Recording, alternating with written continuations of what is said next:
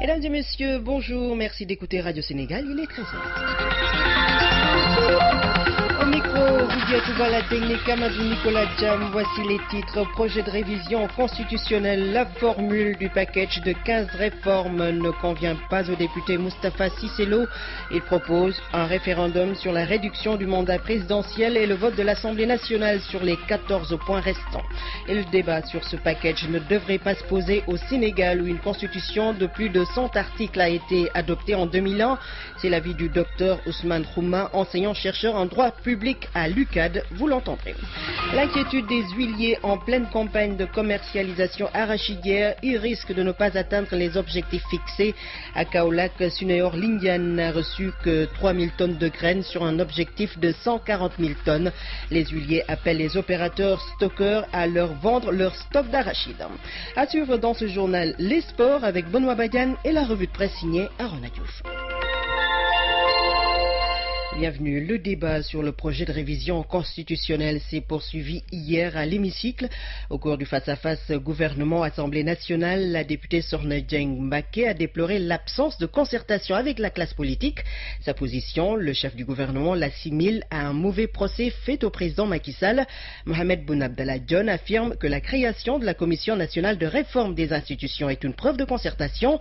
Écoutez le Premier ministre Mohamed Boun Abdallah Dionne. Le Sénégal est une démocratie majeure à 56 ans aujourd'hui, de vie constitutionnelle non interrompue. C'est beaucoup. Dans ce pays, nous n'avons jamais suspendu notre constitution. Ça veut dire qu'elle marche. Et c'est d'ailleurs cela qui a inspiré le chef de l'État à aller vers une révision de la constitution. Je voudrais rassurer pour dire qu'au cours de cette réforme, il y a eu déjà beaucoup de partage et de dialogue. Le président, en arrivant au pouvoir, a installé une CNL, une commission nationale pour les réformes institutionnelles. Et il a suffisamment doté de moyens, 700 millions de budget. La commission a travaillé de manière inclusive. Cette commission a écouté tout le monde et allé chez les Sénégalais dans les régions pour discuter avec tout le monde. Et c'est une synthèse qui a été proposée au chef de l'État. C'est au président de la République qui a été élu démocratiquement par la majorité des Sénégalais de définir constitutionnellement la politique de la nation.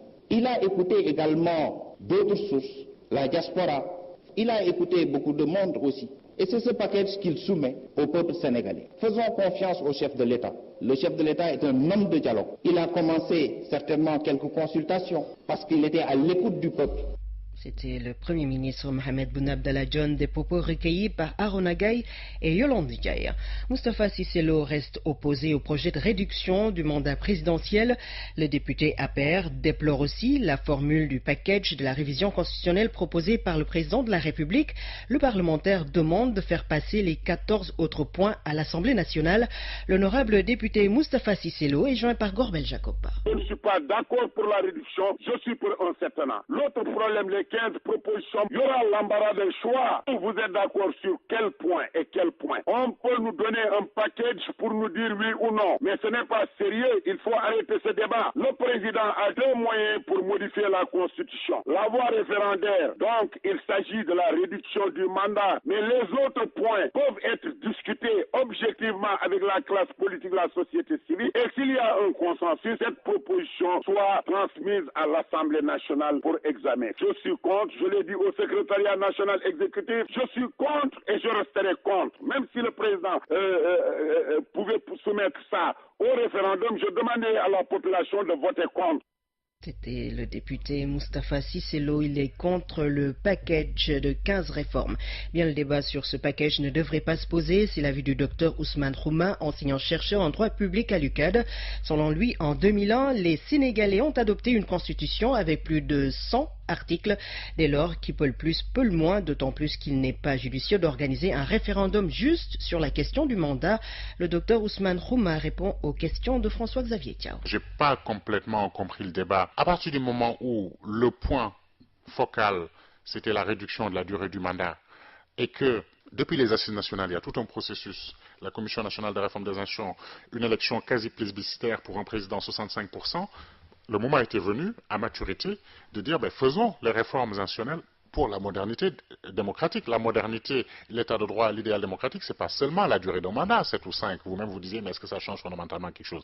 Et donc, puisque de toute façon, on doit organiser le référendum, mais faisons d'une pierre 15 coups. Ça me paraît absolument rationnel et cohérent. Et maintenant, techniquement, comment ça va se présenter? Mais il y a suffisamment d'experts juristes dans ce pays pour que ça, ce ne soit pas un casse-tête. Le problème, c'est qu'il va falloir répondre par oui ou non. Et il est difficile d'être d'accord ou contre 15 points.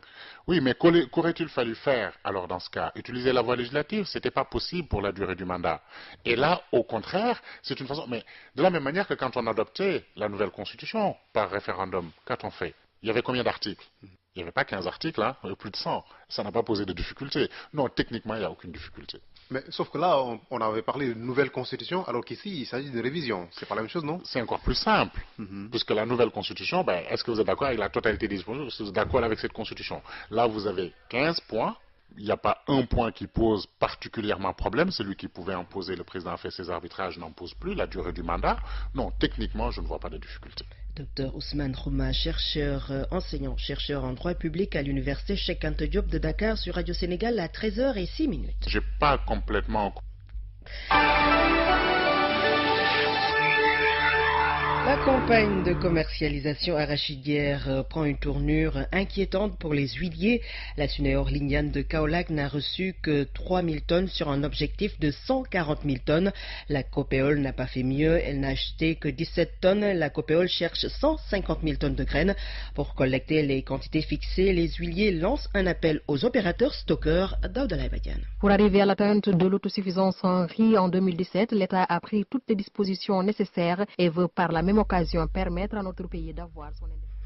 Il y a eu erreur sur cet élément annoncé d'Aoudalaye Badiane sur la campagne de commercialisation arachidière qui prend une tournure inquiétante pour les huiliers. La Sunéor Lindiane de Kaolack n'a reçu que 3 000 tonnes sur un objectif de 140 000 tonnes. La Copéole n'a pas fait mieux, elle n'a pu acheter que 17 tonnes. La Copéole qui cherche 150 000 tonnes de graines. Pour collecter les quantités fixées, les huiliers lancent un appel aux opérateurs privés stockeurs. Le récit de Aoudalaye Badiane. L'élément n'est pas encore en place, nous y reviendrons. Des producteurs réunis à Dagana préparent la campagne de contre-saison chaude 2016. Ils ont relevé les contraintes et proposé des solutions pour l'atteinte de l'autosuffisance en riz en 2017 d'Abadialo. Arrivé à l'atteinte de l'autosuffisance en riz en 2017, l'État a pris toutes les dispositions nécessaires et veut par la même occasion permettre à notre pays d'avoir son indépendance économique.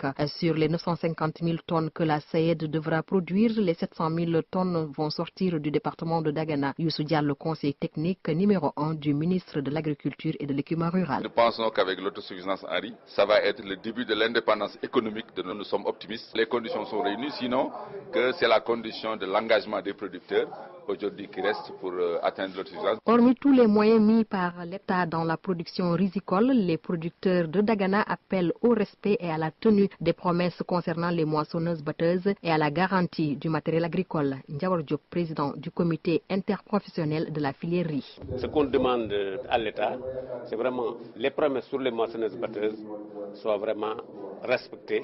À d'être ici qu'on ait les moissonneuses-batteuses, parce que c'est ça qui avait plombé la campagne de l'année passée. Pour le matériel agricole aussi, on a demandé qu'il y ait une garantie, parce que chaque fois qu'il y a une garantie, on sait que le fournisseur a intérêt à suivre les vidanges et le carburant qui est utilisé. La SAED qui accompagne les producteurs assure que l'espoir est permis avec la levée de toutes les contraintes et projette de faire 30 000 tonnes dans le Dagana, soit un rendement moyen de 7 tonnes à l'hectare. Alassane Ba, ingénieur délégué, délégation Dagana. Les producteurs sont placés dans des conditions vraiment techniques, voire même psychologiques, de réaliser des performances. Parce qu'effectivement, ils avaient posé des conditions. Ces conditions sont levées.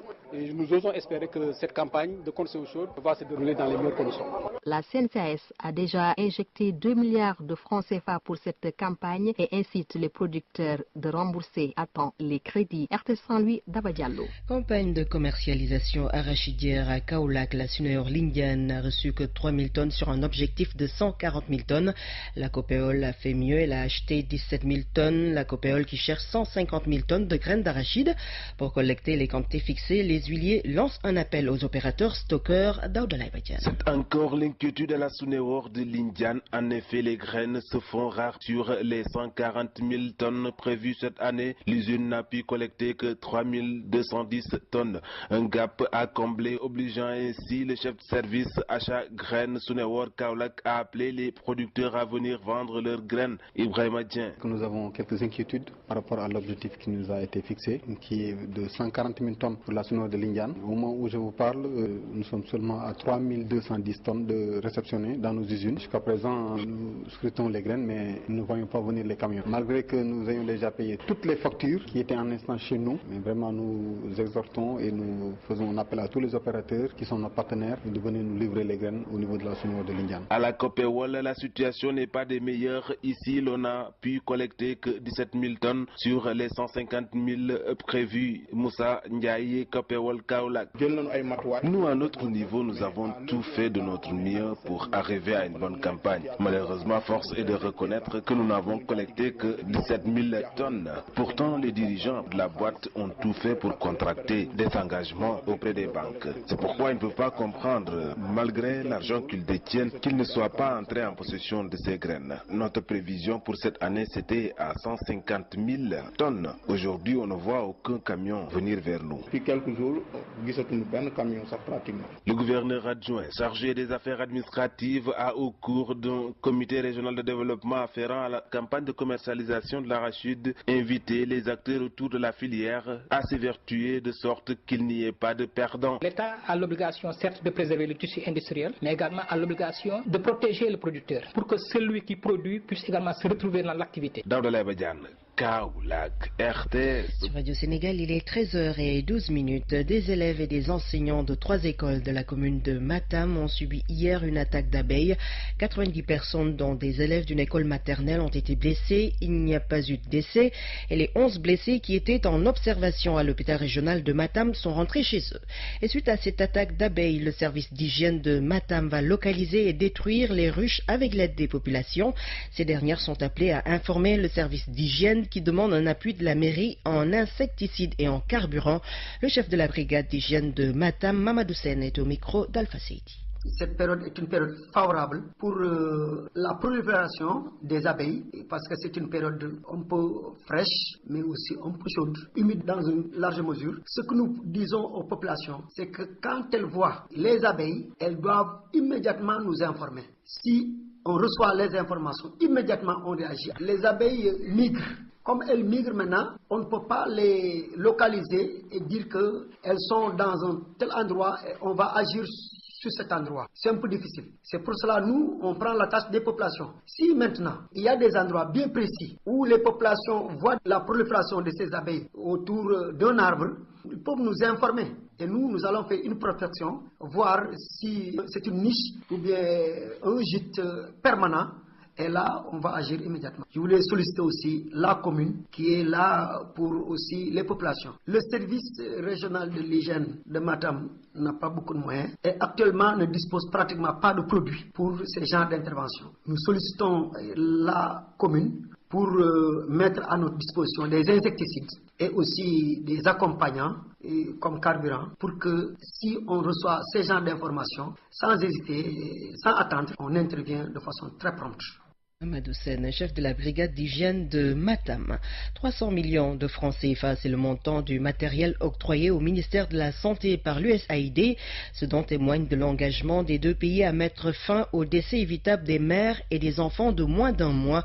Jamila Koli. L'USAID affiche son engagement à soutenir notre pays dans sa mission de relever le plateau technique des établissements médicaux, ce à travers un don de matériel, de réanimation, de maintenance entre autres. Sa directrice, Un des objectifs mutuels entre le Sénégal et les États-Unis, c'est l'engagement mutuel à mettre fin au décès évitable des mères et des enfants. Ces équipements sont pour traiter l'asphyxie des nouveau-nés. Un don qui sera remis aux structures de santé de toutes les régions du pays pour éradiquer la mortalité néonatale. Le ministre de la Santé, Awa Marika Seck. Dans presque toutes nos structures aujourd'hui, le coin du nouveau-né n'est pas avec le matériel adéquat. Donc s'il y a en plus souvent du matériel, comme celui que nous avons aujourd'hui, cela va nous permettre de sauver énormément de vies. 40 motos, 20 ordinateurs, des sondes, du matériel de réanimation, entre autres, d'un montant de 300 millions de nos francs, un arsenal qui va faciliter la mise en œuvre de la gratuité des soins pour les enfants de 0 à 5 ans. Awa Marie Kosek. Dans le cadre de la couverture maladie universelle, il a demandé une gratuité des soins pour les enfants de 0 à 5 ans. Si les soins sont gratuits et que l'équipement n'est pas à portée de main, c'est une difficulté. Ce matériel qui vise à mettre fin aux décès évitables des mères et des enfants est la mise en œuvre de la politique d'acquisition des gros équipements du ministère de la Santé qui a déjà permis la mise en place de 11 scanners, plus de 10 mammographes et une centaine d'échographes. Le monde bouge et vous devez le savoir. C'est pourquoi Radio Sénégal vous tient informé des faits, gestes et paroles qui impactent la marche du monde. C'est géo, c'est politique et c'est international. Au Burkina Faso, un dépôt d'armes de l'armée a été attaqué ce matin par des individus identifiés comme des soldats de l'ex-RSP. Ce dépôt est situé à l'ouest de Ouagadougou. C'est dans cette zone qu'avait eu lieu en septembre dernier le premier accrochage entre les forces loyalistes et l'ex-régiment de sécurité présidentielle lors de la tentative de coup d'État. Un accrochage qui avait fait un mort du côté des soldats putschistes. En Tunisie, le ministère de l'Intérieur décrète un couvre-feu nocturne sur l'intégralité du territoire. Ce couvre-feu national s'appliquera de 20h à 5h dès aujourd'hui.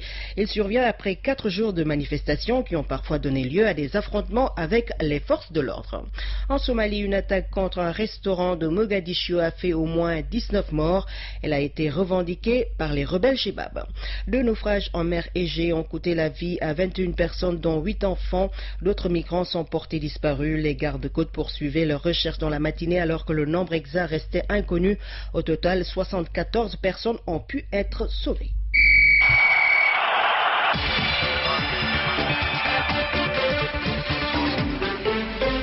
13h15, les sports, c'est avec Benoît Bayan, bonjour. Bonjour Guétouba. Défaite interdite dans les 2 matchs au sommet de la 10e journée de Ligue 1 de football ce week-end. Tout à fait, des matchs opposant les équipes relégables, Linguère de Saint-Louis, Niaretali et les promus Union Sportive de Gorée qui reçoit le leader Niambour de Louga. La motivation et l'efficacité seront de mise selon notre consultant technicien du football, Chatiyan Bitey, joint au téléphone. Des matchs explosifs parce que déjà au niveau du bas du classement, aussi bien la Linguère que NGB, chaque équipe voudra sortir de cette zone qui est vraiment très délicate, qui n'est pas sûre pour la suite du championnat. Donc nécessairement il va falloir que ça soit un match très ouvert où en tout cas chaque équipe voudra chercher un résultat positif. Ou gagner ou en tout cas au pire des cas avoir un point. Et même ça ne réglerait pas le problème parce que c'est un championnat qui est difficile. Si on tient compte du fait que à partir de la 6e place jusqu'au 12e même avec Jambar, c'est ce qui constitue le ventre mou du classement. Et dans cet axe, si la Linguère ou le NGB, une des 2 équipes perd, risque de s'enfoncer. C'est ce qui va faire que le match sera extrêmement disputé et très difficile. Maintenant, pour Niambour qui vient rencontrer Gorée, je crois que aussi ce sera un match très décisif, très déterminant parce que Gorée qui sort d'une défaite, Gorée qui est sur une pente descendante, qui ne fait pas de résultats depuis des journées, donc on va vers des matchs extrêmement décisifs, très déterminants et qui pourraient profiter même à Guédiawaye qui est sur le podium. Et qu'est-ce qui pourrait être déterminant pour ces 2 chocs? Oser jouer sans chercher à réaliser un résultat nul, il faut que ça soit un match ouvert où il faut vraiment mettre des opportunités, une équipe offensive qui permettrait en tout cas de gagner parce que chaque équipe entre ces 4 a la possibilité de placer une équipe offensive. Je pense qu'il faut chercher les 3 points impérativement pour se replacer.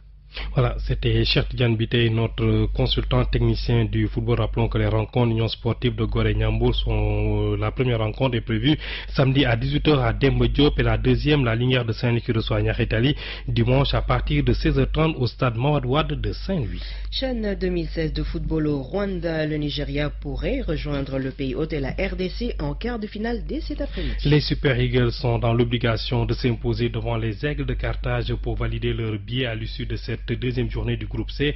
Une tâche qui s'annonce difficile puisque les Tunisiens, aussi favoris du groupe tenu en échec par la Guinée lors de la première journée, vont tenter de se relancer.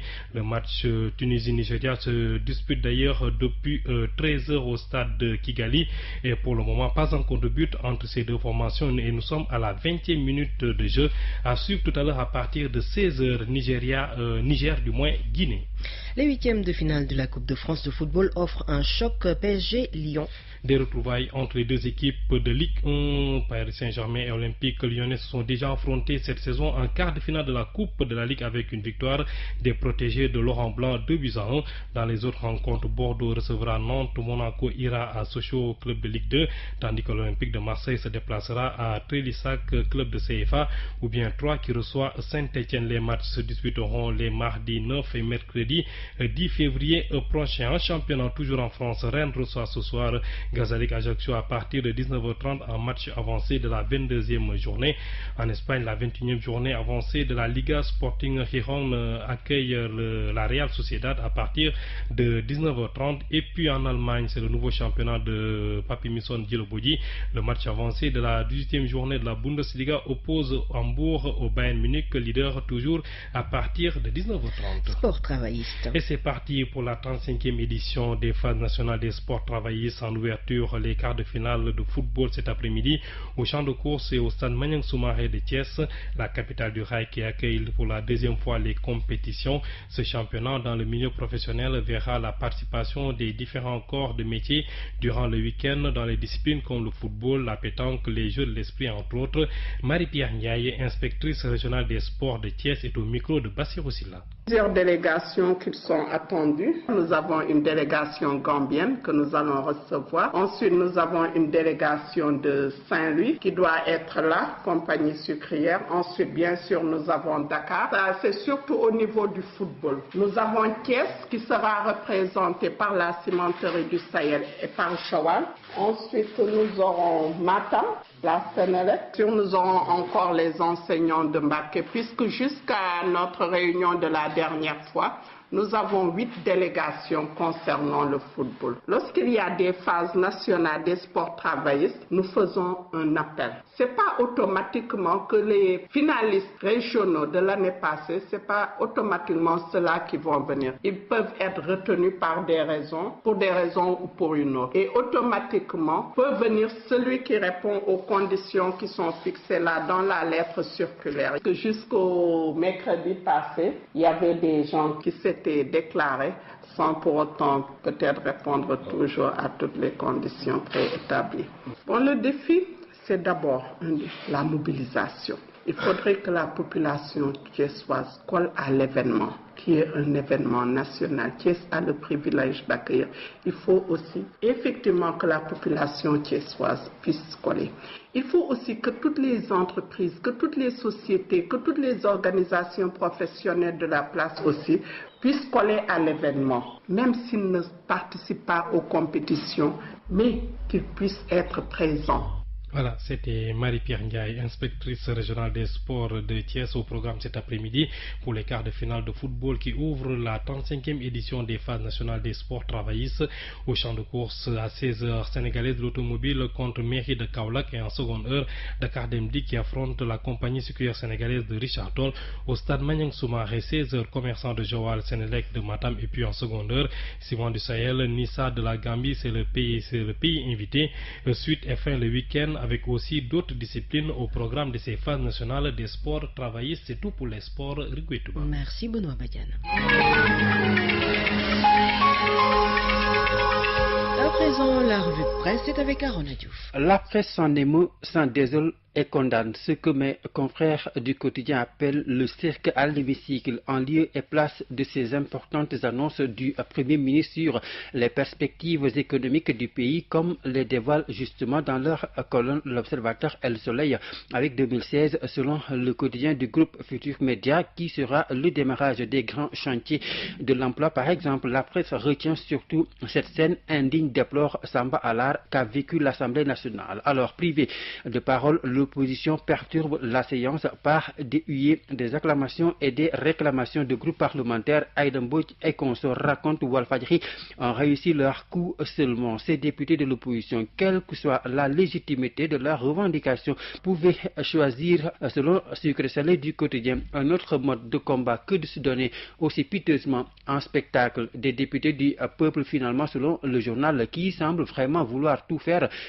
pour mériter encore plus de mépris de leur menton. Cette assemblée, la honte de la République, s'exclame Direct Info justement à ça une assemblée du Sénégal. Se désole même Daoucho, qui n'est plus le creuset de contradictions où jaillissaient la lumière et les belles idées. Une présente législature décrit enfin le journal qui nous renvoie à une panoplie de comportements indignes d'une bonne représentation parlementaire. Et c'est dire donc, suffisque la tribune, que nous sommes tombés bien bas. Évidemment, c'est à l'Assemblée, ironise Birima, oui, parce que dans une autre vie démocratique, une telle situation aurait pu surprendre. Adieu rupture, adieu les bonnes idées, la défense d'intérêts loin des préoccupations des électeurs, leur leitmotiv, ce qui de la vie de mon confrère biétiste a mis du coup la deuxième institution du pays dans un état si piteux, ce qui du coup met le pays sur une pente descendante, ce qui enfin nous tue, nous Sénégalais à petit feu. Seulement admet sur un autre registre le populaire des députés de l'opposition qui essaient de survivre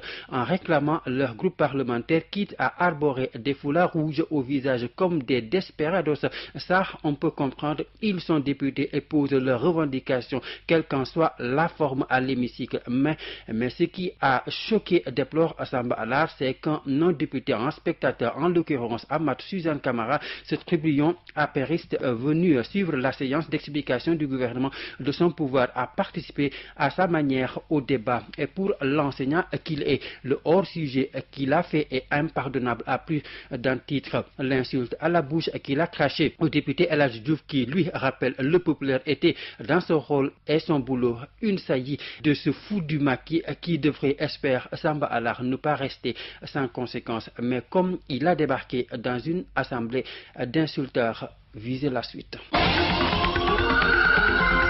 13h26, la fin de ce journal. Le rappel des titres. Projet de révision constitutionnelle. La formule du package de 15 réformes ne convient pas au député Moustapha Cissé Lo. Il propose un référendum sur la réduction du mandat présidentiel et le vote de l'Assemblée nationale sur les 14 autres points. Puis ce débat sur le package ne devrait pas se poser au Sénégal. Une constitution de plus de 100 articles a été adoptée en 2001. C'est l'avis du docteur Ousmane Khouma, chercheur en droit public à l'UQAD. L'inquiétude des huiliers en pleine campagne de commercialisation arachidière, ils risquent de ne pas atteindre les objectifs fixés. À Kaolack, Sunéor Lindiane n'a reçu que 3000 tonnes de graines sur un objectif de 140 000 tonnes. Merci à l'équipe de ce 13h, à la réalisation Papa Malik Ndoye et Alexis Ndiaye, technique assurée par Amadou Nicolas Thiam et Ousmane Ba. Ousmane Diop est au CDM. Mesdames et messieurs, merci de votre attention.